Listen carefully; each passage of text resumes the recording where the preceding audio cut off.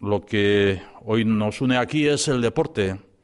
Maider Unda y Jon Santacana, dos campeones, dos deportistas, dos deportes distintos, el esquí alpino y la lucha libre, pero el mismo espíritu y la misma pasión.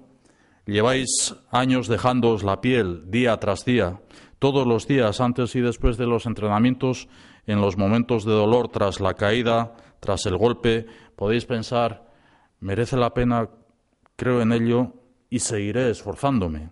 Por ello, permitidme afirmar que lo que nos reúne hoy aquí no solo es el deporte, es también el esfuerzo, la superación, el sacrificio, la confianza y la fe en uno mismo y en quienes nos rodean y nos apoyan.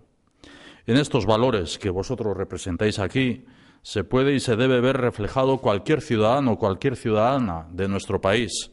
Son los valores a los que apelo como lehendakari, porque la propia vida es una carrera de esquí o una lucha contra las adversidades, y lo es de manera especial en estos tiempos que nos ha tocado vivir.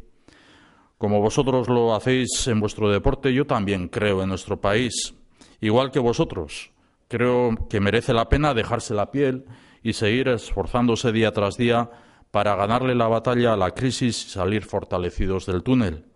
Por ello, eskerrik asko Jon, eskerrik asko Maider, por representar estos valores que comparte Euskadi, por proyectarlos en todo el mundo y por llevarlos hasta lo más alto del podium.